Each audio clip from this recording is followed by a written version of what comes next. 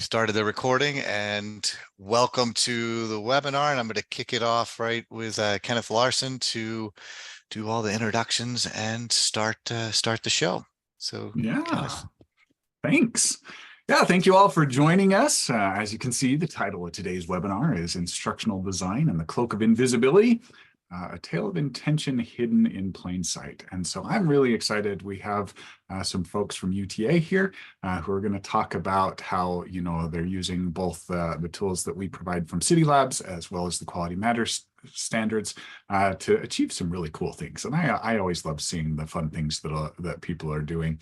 I am the Vice President of I don't ever know what my title is. I'm the Chief Instructional Designer, co-founder of Cidi Labs, and we'll talk a little bit more about Cidi Labs here in just a moment. But Jess and then Sarah, do you mind taking just a moment to introduce yourselves?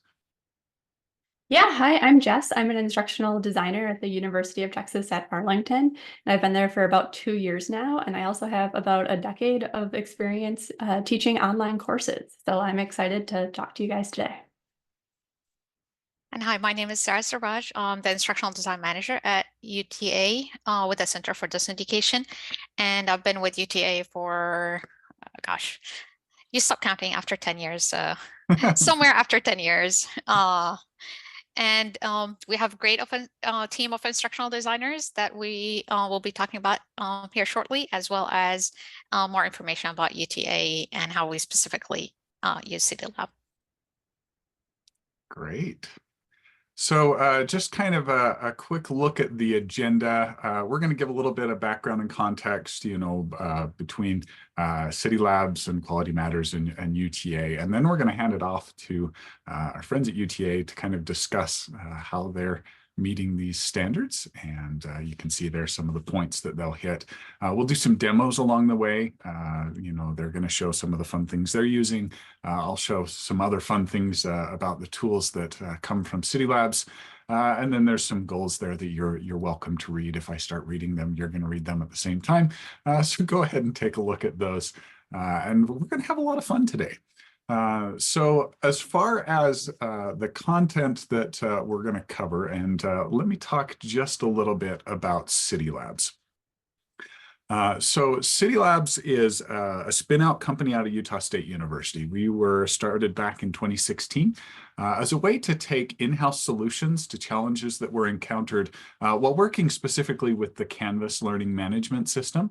And then taking those in-house solutions and providing those and making those available to others. So kind of our flagship product, and the one that we'll see in today's webinar a bit, is DesignPLUS, which is kind of a must-have design tool set to help with creating nice, engaging, good-looking content in Canvas. We have tools to help scan course accessibility, cleaning up unused files in your Canvas courses. Ready-Go is for the teams that are responsible for making sure that courses, like groups of courses, are ready for students on day one of the term. Cityscape is a tool that we have that kind of pulls data from all of our other Cidi Labs tools to let you see how they're being used and to gather some fun and interesting insights into your courses in Canvas. And then ObserveEd is a new one that we have just recently announced that is a way to grant some insight into student activities for those who you don't want to give admin permissions to or have to add them to Canvas courses. So this could be athletics, this could be, student success, diversity, there's lots of groups who need to kind of keep an eye on students, but it's kind of hard to get that data. So that's a fun new one that we have available as well. So that's a little bit about Cidi Labs. Our goal really, though, is just to empower those who create courses and those who work with courses in Canvas to make those really impactful, provide them in an accessible way, and just make them engaging and fun for students. So with that, I'm going to hand it over to Jim to talk a little bit about Quality Matters. Thanks, Kenneth. Yeah, just a quick little bit about Quality Matters. We're a global organization leading quality assurance in online and innovative digital teaching and learning environments. We provide a scalable quality assurance system for online and blended learning within and across organizations. And when you see the QM certification marks on courses or programs, it means they've met QM course design standards or QM program review criteria in a rigorous review process. We have over 1,300 institutions in 30 plus countries used by higher ed, K-12, and other organizations that offer continuing education and professional development. We're a scalable process led by credentialed reviewers that's based on feedback and continuous improvement. QM certified courses are recognized as quality courses at the national level. And now I'm turning it over to Jessica and Sarah. So UTA stands for University of Texas at Arlington. We are an R1 university with about 41,000 students, which makes it the second largest in the UT system. We started reviewing courses in using the QM rubric in 2014, and currently all new online courses go through the official review process with QM, but all online courses developed with the Center for Distance Education or with CDE, they get evaluated with a self-review rubric with Quality Matters.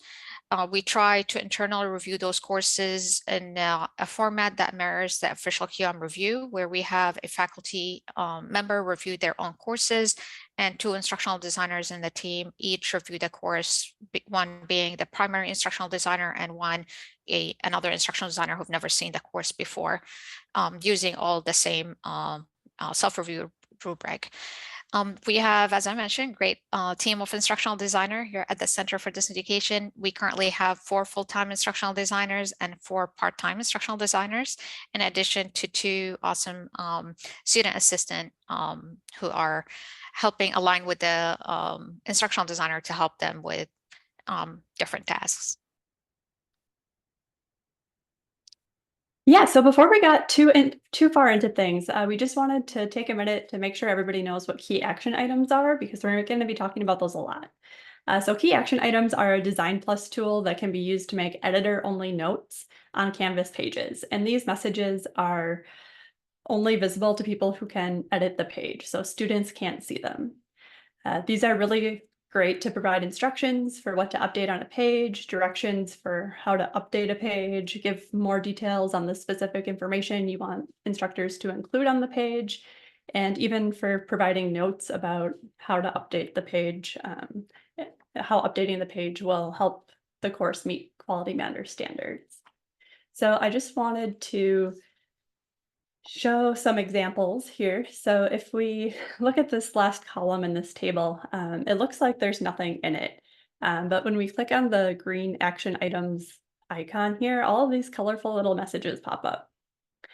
And this table outlines the 7 different types of action items that they have, what each one does, and just generally how we use each of them, and what editor actions are available for each. And I think this kind of helps see the differences. Could you increase the zoom on your browser there? We've had some people request that. Yeah.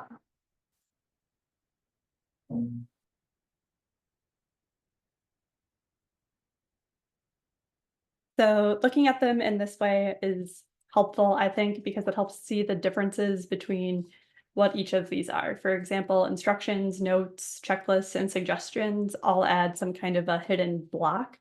But the one you want to pick probably depends on whether you'd want people to be able to check off items on a list, mark it as complete, or remove it altogether. And I've also included how we use these, but you might use them differently depending on what you're doing. For example, I put here that we use notes to add information about Quality Matters standards. But in other cases, we've used checklists or editor-only instructions in a block if the page already has those. So they can be used in a lot of different ways. And I'll talk a little bit more about this later, but for now, I just wanted to show what it looks like to actually go through and change them so you know what we mean when we say accept or reject these action items. Move you guys over there, make this window a little bigger again. But for instructions, if if you click on the action item instructions in the sidebar, you can mark it as complete, remove it, or unwrap it, and unwrapping it just changes it to real text on the page. So we'll mark this one as complete, and then it has this little helpful completed tab there. And then for the note, you can remove it or unwrap it. So we'll unwrap that one and it just becomes real text on the page. And then for the instructions one, you can mark off individual tasks on the list or mark the whole thing as complete. And then for the input ones, you can add your own words here. And then these two blue ones are similar in that you can accept or reject them. So if you accept it, that text will just change and be visible on the page for both of these. So we'll accept the first one here, and then we'll say we don't want that one. And then the last one for removing, we don't use this one a lot, but it might be helpful if you're collaborating on pages. You can say if you want to remove or keep that red crossed out text.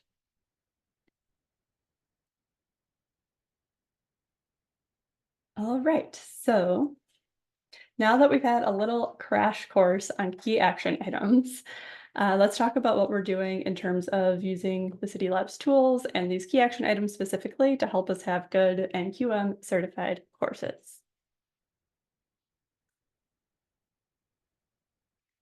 Okay, so there are basically 4 things that we do. So first we have a master template that gets pushed out to all of our Canvas courses. And this is great. And we'll show you what we do and how we added some flair to our existing template using Cidi Labs. And then we learned more about key action items and we started putting them into our master template with links and directions to an instructor resource page. And this is an ongoing development as we get more familiar with all the options and gradually start integrating them into our live courses. Then these last 2 things have to do with how we applied these same 2 ideas into the courses that we submit for official QM review. So first, the key action items are used for instructional designers in our official QM review shells. And they've been super helpful so far in making sure we get essential information to our QM review teams. And then there's also a QM resource course for faculty that has different modules that go through the official QM review process and provide more information about that sort of thing for faculty.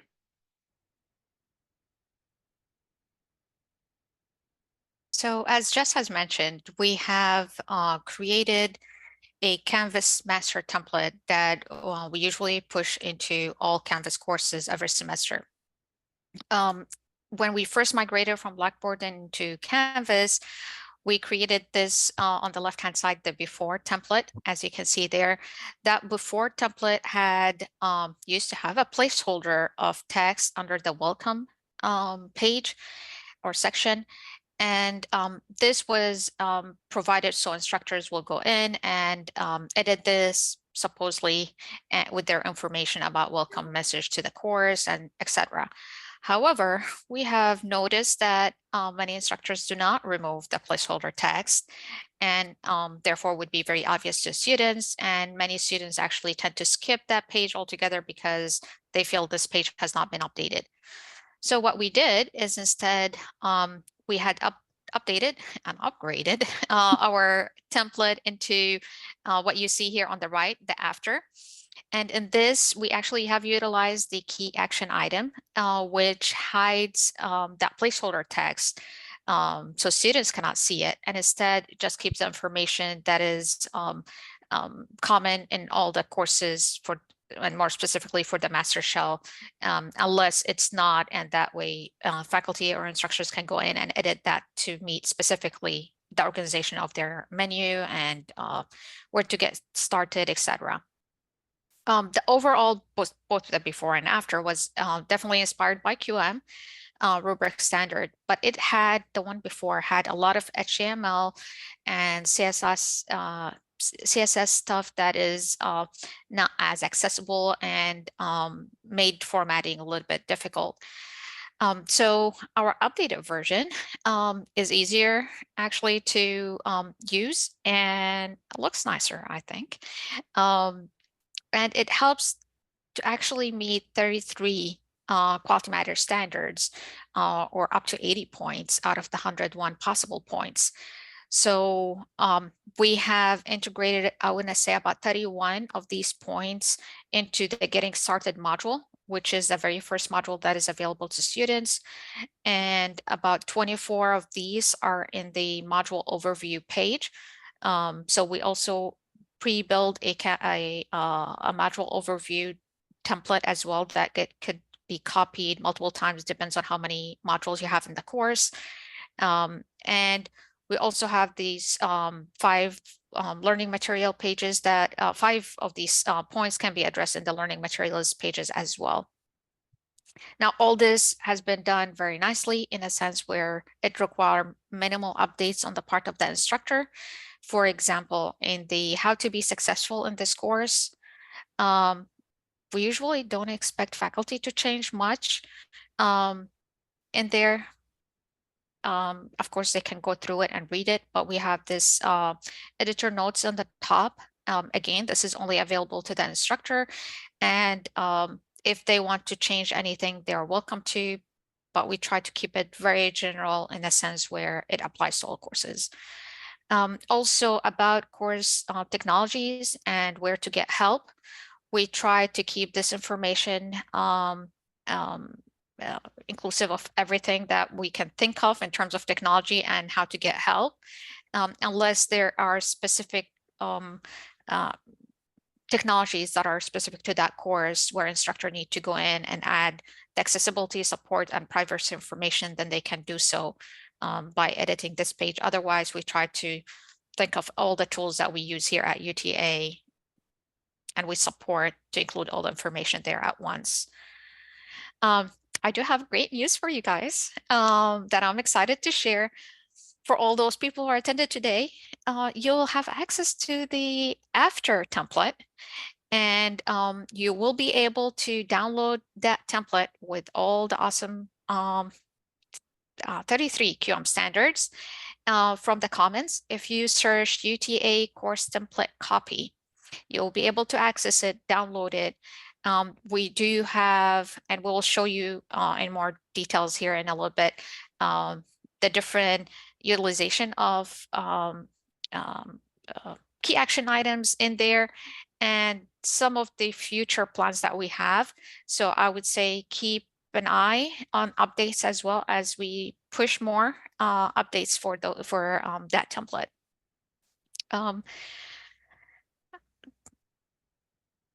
And I'll be posting actually the link there for you so you can easily access it. All right, so that table that we just shared was helpful, and it did help us convince faculty to use our template. But we thought it would be even more helpful if we could somehow include this information on the pages of our template, and this is where the key action items came in. So Sarah mentioned that some of these pages required minimal updates from the instructor, but some of the pages required a few more updates on the instructor's end. So if we go to our home page here, we have a description of what should be updated and why it helps meet QM standards. So the action items on the home page say that it helps meet standard 1.1 because it gives a welcoming introduction and tells students how to navigate the course. And then we use a key action items checklist to tell faculty what to do to update the page so that it meets standard 1.1. Which includes adding things like that welcoming message, the name of the course, updating the banner image if they want, and checking to make sure that the course tour links at the bottom are all working and accurate for their course.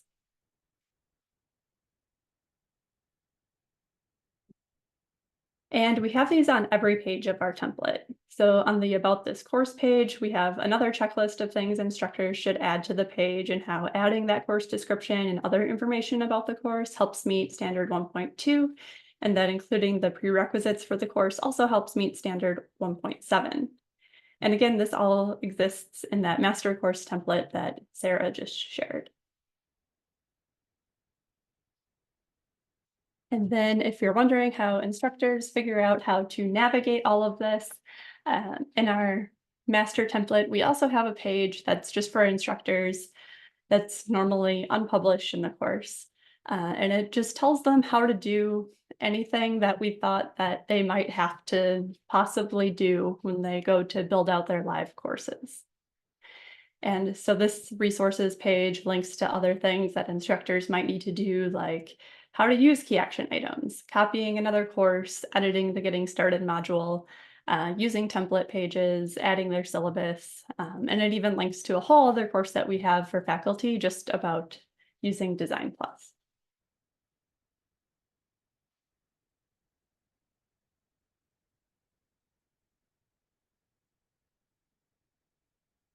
It would help if I unmute. So if you remember, Jess has shared that we used key action items in different ways. I've mentioned one, which is the template that get pushed to all courses.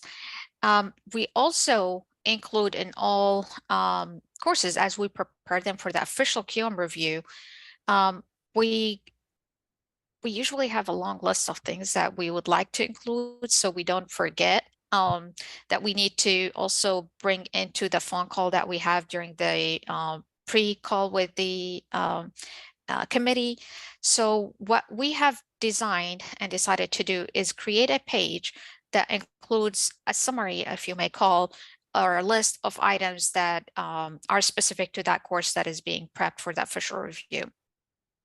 And what we did is, as you can see here on the top of the page and under the purple box, we have instructions for the instructional designer who's prepping the course on behalf of the faculty for the official QM review to go in and update this information that we try to include as many information as we have based on previous calls during our I guess 67 courses that have been officially reviewed as of now, that we get asked usually during the prep call or as we prepare those courses to include, so we can make the life of those awesome committee who are reviewing our official courses to be able to answer those questions. So we instruct the instructional designers to go in and update this list here. And what we have noticed is, number one, that makes it very fast and quick for the instructional designer to go in and not miss any of the items. Number two, it makes it easier for them to go in and select, in some cases, just the correct statement that applies to that course. And if not, then at least add that statement if it's specific to that course. For an example, if you see that block where it says third-party tools, there is an editor only notes in orange for that instructional designer to delete any statement that are not relevant to, and add statements that are relevant but not already listed. In this case, Action Design has, number one, provided the list of information about third-party tool. And we also provided a note space for our instructions for IDs, as I mentioned, and made it easier and faster to choose which statement applies to that course that being prepped. So they can just easily go in and say, yes, QM, third party will be available for reviewers in this course. Same thing applies for syllabus and some of the other content there.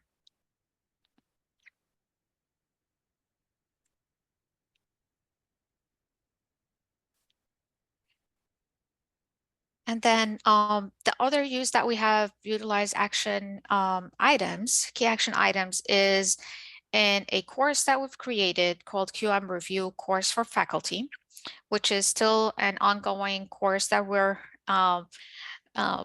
beefing up and making it better actually for both faculty and instructional designers.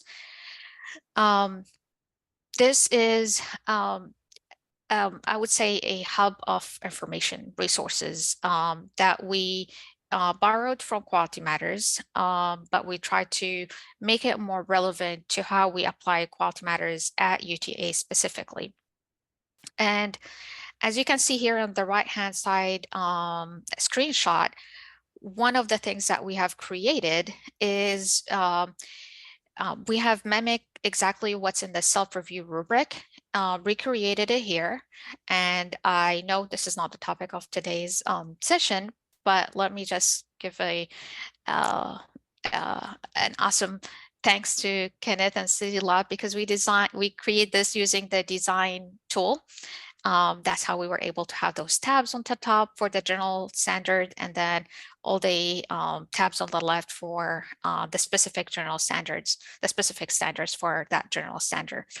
But also what we did is we documented in that space the self-review, pretty much coming from Quality Matters self-review rubric, examples, and how we use it or document it in our internal design process, just so we can continue to be consistent across all instructional designers.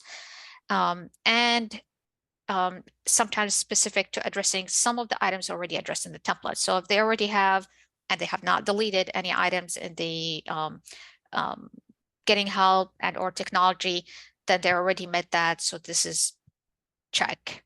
This has been addressed. The way we are trying to use this is in mainly two ways. One is to keep consistent review process internally with the instructional designers for training purposes as we onboard new instructional designers and or part-time instructional designers as well as for faculty. And this is something that we plan on doing in the future that we have not done yet. Is if you recall, Jess has shared in that master template that now everyone here has access to, we have those notes in the hidden action items that points out this by completing the getting started module or completing this page, you are addressing standard 1.7. We would like to hyperlink that 1.7 standard into this 1.7 here. So faculty, as they read those instructions, they can click on it, redirected to this page here without having to go and log into Quality Matters website self-review rubric, but rather come here and click on be transferred into another Canvas course, open a new tab. They're already logged into Canvas. So it's minimizing the clicks, and they get to see how we are evaluating the standards, how it's meeting Quality Matters standards, and that just build that transparency between us and the faculty to kind of be able to see how that is addressed. So this is an update that's hopefully will be coming. We have, as I said, the replicate of the self-review rubric built. But again, I just wanted to point out, this is also with a twist of specific to UTA and UTA policies integrated into meeting the Quality Matters standards. So you may adopt this to, if you like, to however you interpret those standards, and whether if you're going to be submitting those for official review, then you may want to add a statement there about it. But this is how we plan on using it.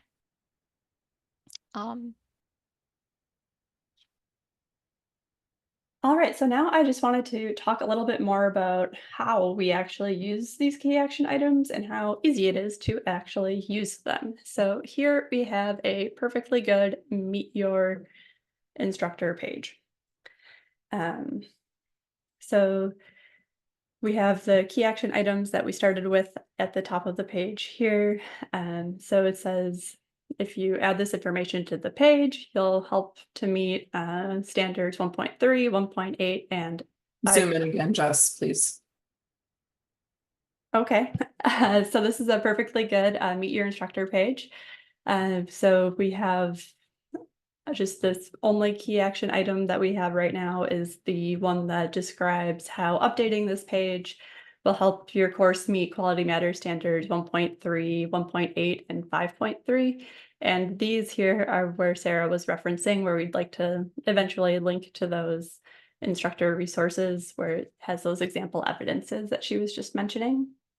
So I just am going to walk you through how to make a couple key action items. And then I'm going to show you the same page with key action items that were already added just for the sake of time. And then I'll show you how to go in and actually update them as the instructor would. Hey, Jess, there's some requests if you could zoom in a little bit more on your browser. Yeah, even more, sure. Thank you. So I'll just go into edit and we'll add some key action items to this page. Make this a little bit bigger right away. So instead of having this say, hi, I'm your name, let's have that be an input field. So when students come to see the page, they're only seeing, hi, or just hi, rather. So we'll go to add a new element, and then all of the key action items are at the bottom of the sidebar. So that's an easy way to find them. And we'll do the input option. So it'll be highlighted in yellow. And then let's say we want to add one for this short bio. So we'll make this first sentence also be an input key action item. So we'll do the same thing, go to the plus and add the input option. And then we don't want this to be on the page anyway. So let's make this, let's do a note this time so that they can look at the note while they're typing in their input for their bio. And you can just highlight it and click the action item and it'll show up in that note. And you can do the same thing for the email.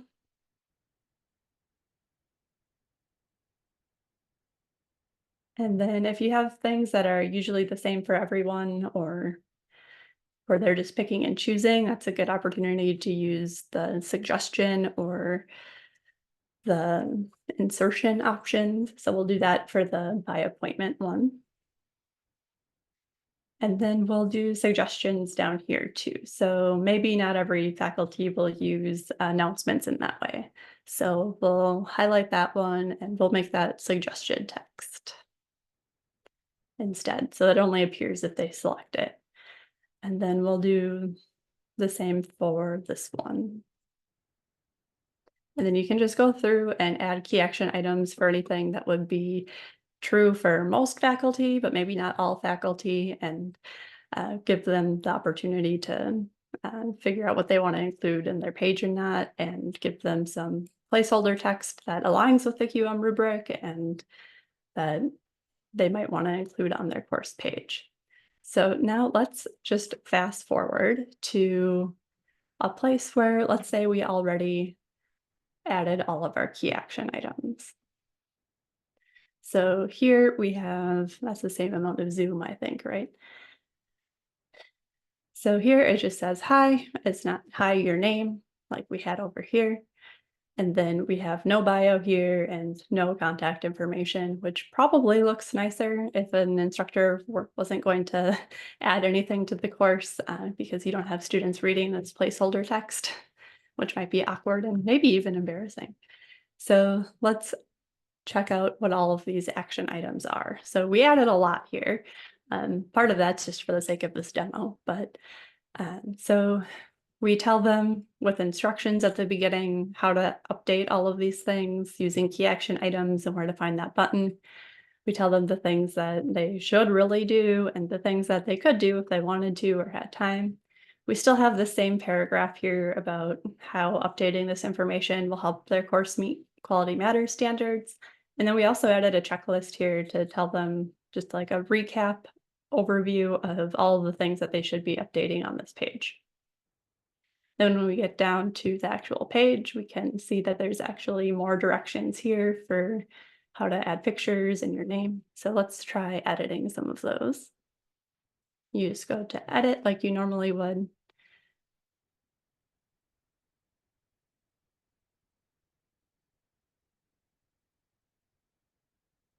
And then when the sidebar opens, you can make this bigger again if you want. And scroll down to your first key action item. So we can put our input in this input field. So you can say, I'm Jess. Then enter, and up here it'll say, hi, I'm Jess. And then the same thing would happen with this bio spot. And then the same you could do with your email and phone number. And then by appointment, yes, that's what I wanted to say. So I'll accept that one, and it takes away the blue highlight and adds it as real text to the page. And then down here, we added more directions about how they should edit the boilerplate information here. So if I'm a faculty member, I can say, oh, will I use announcements like that? And if I say yes, I will accept it and it'll become part of that little card there. And then I can also do the same for this. So if I plan on participating in the discussion, I can accept it. Otherwise, I could reject it. And then same thing here. So if I am going to commit to at least 3 times during the semester, I'm going to do grade engagement data and contact students. I'm not going to do that. I don't want to commit to it. So I'll reject that one and it just goes away. So we aren't saying that then. And that's just a quick snapshot overview of how the key action items work. And I'll click save so we can see all of those changes that I made without all those action items there. And I didn't add the bio, but you can see that all of these are here and they're real text. And I hope this was helpful for you. Kenneth, do you have anything else to add here? No, I'll show something, another fun way to interact with those here in just a minute when I take over showing, and we'll talk just some more about some of the fun stuff that we can do. So if you'll go ahead and stop sharing, I'll take over and we'll dig just a little bit more into DesignPLUS. So the one thing that I did want to share, and let me get QA and stuff back now that I shared and everything went into different areas. But one of the things I wanted to show is with the key action items themselves, if I can remember which one I opened this in, even without opening up the sidebar, when you are actually editing the content, that little green button that was used to kind of show them on the saved content, if you open that when you're in the editor, you'll actually get this little pop out here where I can see what action items are available. So I can just kind of quickly work through and I can see, oh, there's some tasks I need to complete, or there's one of those inputs that I need to fill in with my own text. And so you can actually work your way down through those. And this just condenses all of those key action items into one area so that you can quickly move through them without necessarily needing to, be in the sidebar and clicking into each one. So that's just another fun piece that I thought I'd share there. But I really want to just kind of take a minute to talk about just some of the basics of working with DesignPLUS. So accessing DesignPLUS is done by clicking this little rocket ship that appears up in the top corner. There's also the ability at the institution level for you to hide that so that you can teach people a secret keyboard shortcut when you want them to start using it. But really the goal here is to simplify and enhance your ability to build content inside of Canvas. There's a lot of ways that you can get started. This involves things like picking a theme, which kind of sets the basic look and feel of the content. When you pick a theme, you'll also start out with what we call a banner title, and you can add things like a banner image or little navigation sections. You can pull in content blocks. So content blocks are ways that you can kind of group and organize content. You can build these at the institution level. We also have some that we've built to share for you. So you could take just and say, you know what, here are some common things that we need. So, you might want to add a specific section there, or maybe, at the institution, you need to talk about outcomes and objectives and readings. And this is really just a quick and easy way that you can add these pieces of content into the editor. Or I could come in and pull in, maybe one of these fun, let's go with a card here. I can drop in, this little cards section, and you can start to fill that out. Another way that you can start when it comes to building content or just in general adding to content is the ability to pull in templates. Now, these can be like, maybe like an overview module or like a home page. And so you can create and curate these at the institution level. There's also the ability to pull in templates that have been contributed by our Cidi Labs community. So we have a DesignPLUS library where you can pull in, here's just some examples of some of the different template pages that have been shared that you can easily pull in. So you have full pages. We have institutions who have also shared like specific content blocks that they've built that you can add into pages along the way. We have people who have developed their own themes, little snippets you can drop in. There's lots of different ways that content can be customized. So let me just kind of give you an idea of how I might start doing this. This is one of the tools that's part of DesignPLUS. This is our course building, course scaffolding tool. We call it the multi-tool. So let's say I want to start out in this course and I want to start building out some templates that I'm going to use. So I could say, all right, in each of my pages, I want to have, or each of my modules, I want to have an overview page. So I could go ahead and create that. And that's created a page called template and overview here inside this course. I could open it up. And it's just a blank canvas page at the moment, but I could either come in here and pull in a template. So that might be, you know, this home page that has been created, or because I actually am in a template, if I turn on the DesignPLUS library, I can come in here and see any of the template pages that have been contributed in the library. So there's even a homepage section. So I could look through here, find the style that I like and go ahead and select it. And now that's become part of my page so that I can fill that out as that, you know, particular page that I'm going to use. And you can do that in the multi-tool for assignments, discussions, pages, and classic quizzes. There was a question asked earlier about new quizzes. Canvas built new quizzes as an external LTI tool. So we don't have the ability to touch them yet. I keep poking and prodding them, hoping they'll give us that ability. If they do, we'll get in and make this functionality available in those new quizzes as well. But once I've got all of my templates set up, I can come over to the module builder and I can say, okay, for my course, I'm going to break it up in units and I need 5 units. And in each of these units, I'm going to have an overview page and I want to use that overview template that I just created. And so you can throw in the different types of content that you're going to use. Then you can generate the module list, which will duplicate that for however many modules you wanted to create. You can title things, rename things, rearrange things. And then when you're ready, you hit create and it builds those modules and all of that content out for you. So lots of different fun things you can do there. A couple of other things that you can play with. Let me come in here and I want to show you some of the fun new things that we've added recently. For any of you who are have seen DesignPLUS in the past, let's just show you a couple of fun new things. One of them is with the content blocks, that ability to categorize these as well as pull in the institutional blocks. But we've also added some fun things like working with columns. So we have a columns tool here. So if maybe I want to add some more columns, so I could come in and duplicate this one and get some more columns there, or I can rearrange them, or I can remove them, or I can change how they're going to break up on different screen sizes. So, you know, if I say that I want this to be 3, it's going to be 3 on like a large screen, and then they'll drop down to 1 as the screen size changes. So they've got responsive behavior built into them. I could also come into our backgrounds tool. So here I am on, you know what, I don't even remember which card I'm on. Let's select this one so we know which one we're on. I could come change the color. So you have like some institutional colors that you can choose from that you could apply, or you can also pick, we've got just kind of some assorted colors in there. I can have fun playing with the shapes of some of these cards. I can, you know, add some overlays and stuff like that to, you know, if I want to add a gradient to that. I can also play with working with images. So I'm going to choose the background layer of these cards right here. And I'm going to say that I want those to be an image. I could then come into our image tool and I can look through my course for an image that I might want to use and apply that in there. And now I've got that as a fun background image.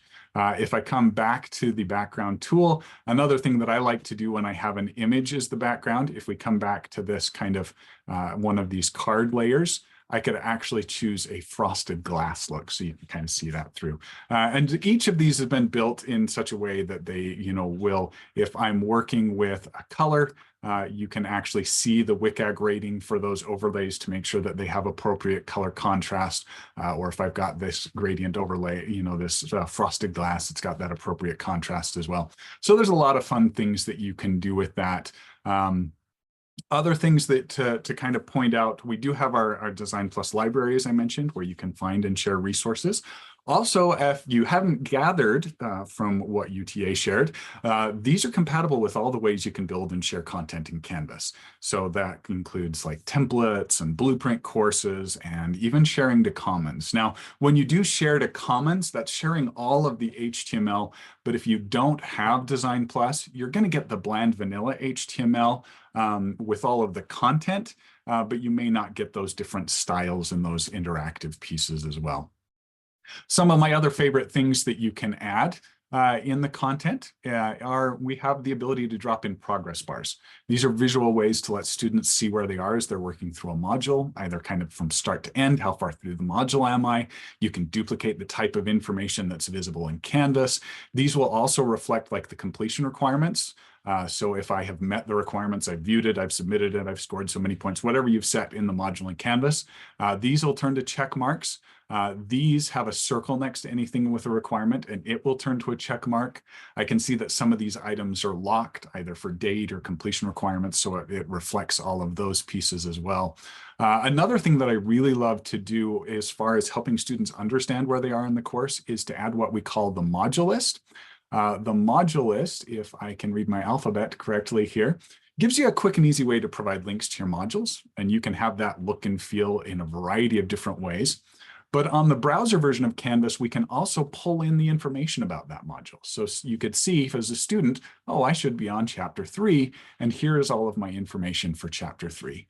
Or I could actually transform that list in the browser so that I can see, oh, here, I should be on chapter 3, but did I finish everything in chapter 2? Or maybe I want to know what's coming up in chapter 4. You have the ability, students have that ability to very quickly jump off and get to where they're going inside of the course. Yeah, lots of different things there, lots of fun things we can play with. When we choose something like, let's come back in and, apply our theme and add like a banner image. One of the other tools inside of DesignPLUS is this upload embed image tool, which is a rich content editor LTI tool that you can use to pull images from your computer, images you already have in your course or user files in Canvas. Or we also have integrations with unsplash.com and pexels.com. So let's say I'm working on a biology course. These are Creative Commons zero licensed image libraries that you can search through and find an image that you might want to use. You can just directly upload it to Canvas this way if you want. You can use this to set the course image. This is what shows up on the dashboard for students.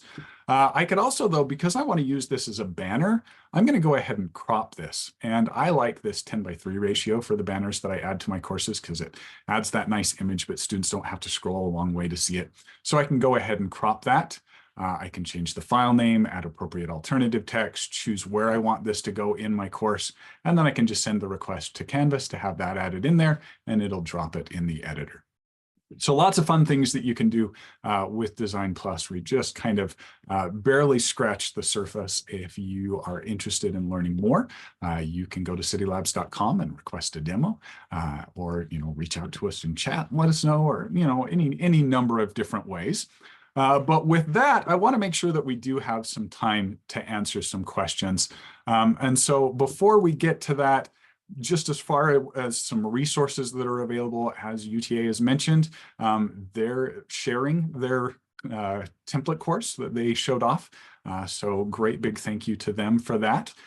Cidi Labs, you can go to CidiLabs.com to learn about our different products, schedule a demo, see some little videos of how the different products and tools work, et cetera. And then, Jim, I'm going to hand it off to you just for a minute if you want to talk about the resources that you have available for QM. Yeah, just thank you, Kenneth. I'll put the links to these in the chat, but we just have a few sort of resources that are available for everybody. Some more of these schedules of these webinars, like these type of webinars, are on our free webinars page. I'll put the link in the chat in a second. We have an accessibility and usability resource site, which allows you to, you have questions about accessibility and usability. It's the site you can go to and access that information. If you're looking for additional help around design guides, although there's lots in the templates and elsewhere, we have a free Bridge to Quality course design guidelines, as well as our research library. And then a couple that are not free, but just some professional development offerings that are sort of falling around with accessibility and universal design for learning. So I'll put those in the chat, and then so you have those available to you as well. Great. We do have some more Cidi Labs events coming up. You know, if you're interested in any of our webinars, you can scan this QR code. We'll also drop that URL in chat. I think somebody has that ready to drop in. Here's some other events. We do have a webinar we're going to do next week where Kristen, who is one of the panelists helping answer some of your questions today, and myself are going to talk about homepages. What makes a good homepage and some of the fun things that you can do to help your students get off to a good start. We've got, you know, a demo with EDUCAUSE. We've got, you know, a variety of different webinars and other events. If you're going to be at InstructureCon, look us up, you know, OTC, ISTE. Keep an eye out for us, and we'd love to chat with you more. So, with that in mind, while I was sharing, I saw a lot of stuff happen in chat, but I wasn't able to keep up with it. But let's go ahead and take in any questions that you have. Kristen, or has anyone been kind of curating and keeping an eye on those that? Yeah, happy to help out here. Wonderful, So one of the things that we've seen a couple of questions about is just around what's available in the library, and then also sort of what does that look like to create a template, and can you go through how the template creation happens, connecting Cidi Labs and what the UTA team was showing. Yeah, so the master template. So creating a template, like I said, you could use this, you could do it as a, you know, if you're creating a blueprint course in Canvas, that's a common way that people will build templates, or Canvas just in general lets you create a course and you can mark it as the template that will get populated when a brand new course gets put in there, or you can create any number of templates and you can go to, you know, when you go to the settings of the course and you can do the import course content. Any of those methods would work with a template that you'd built. So you could do the, you know, import a Canvas course and, you know, a Canvas export package, any of those ways that you can deliver, even just the copying from term to term. All this content flows and transitions over just like any other Canvas content. Just that sidebar helps with that look and feel and those dynamic interactions. Jess or Sarah, what method do you guys use for distributing those templates? Yeah, we use a blueprint course, and someone also asked if there's any problems when the blueprint course gets pushed to the live courses and then a faculty member copies in an existing course. That's a good question, and it's one that we've accounted for. There's directions on the instructions for faculty that we have in that master template that tells them what they need to do to the course to make everything copy correctly. So they don't get duplicate pages or duplicate modules or anything like that. So that's how we deal with that. And it seems like it's going pretty well. I don't think we get too many complaints about it. Great. And we do have that on a schedule that we always coordinate with our support team that pushes the Canvas template into all courses. So before they actually do this, like, are you guys done fixing the template? Is there any edits? And we'll be like, yeah, go hold off. We're going to do this and this. And usually it's minor things that we want to make it perfect that we try to kind of hold off on. But it takes some communication between different team members and sometimes OIT to make sure that it's smooth sailing. But to Jess's point, we haven't had any issues, thankfully, in the past, I would say 2, 3, 5 times we synced it. So knock on wood. We also had quite a few questions, Sarah and Jess, about what training is available to faculty in using design tools. If you want to comment on some of those options. Yeah. So, I mean, Cidi Labs has awesome support and an awesome Canvas course that tells you how to do pretty much anything you could ever want to do in DesignPLUS. So we also have a course for faculty about how to use DesignPLUS, but it's specific to things that faculty are doing and as they edit their pages. So let's say we use accordions on one page, we'll have a link to how to use accordions to make sure that they know how to use that. So it just goes page by page, basically saying all of the things that they might need to do. And then it just lets them loose basically into the Cidi Labs guide. And again, that guide is really great and thorough. And then support's also awesome. They usually reply right away, especially Claire. And just- oh yeah, go ahead, Sarah. I was just going to add one other thing is when we do have program level course designs, we do have and host a kickoff meeting for the program level, and usually we schedule different topics either on a weekly or bi-weekly, kind of like small workshops in our check-ins, and we do offer a session on how to for design tool. Either action items specifically or DesignPLUS in general, or anything that may be helpful for that specific program that they may want to use any feature of the DesignPLUS tool. So we usually have those kind of workshops / training available for that specific group only, in addition to what Jess has mentioned. And then I also wanted to point out stuff that's built into the tools themselves. So every new user, when they first open, has the opportunity to take a walkthrough that shows them how the sidebar is set up, what the different panels are, how they work. When you're working with content in general, so this edit section really just populates based on what tool you're working with. And each of these tools have little built-in walkthroughs. So if I want to learn how to use a theme, I can go ahead and take a walkthrough of how that theme tool works. They also have these little info section where I could go out to the Cidi Labs user guide and learn how themes are set up and how to work with those, and additional resources, including like training videos and pieces like that. We also have in our help section the ability to pull in tutorials. So at Cidi Labs, we have created a variety of tutorials. So let's say that I want to learn about building accordions. Oh, sorry, I turned off my keyboard when my cat walked by and forgot to turn it back on. So I could come in here and I can say, all right, oh, here's a great tutorial about how to, build these different pieces. I can go ahead and start that.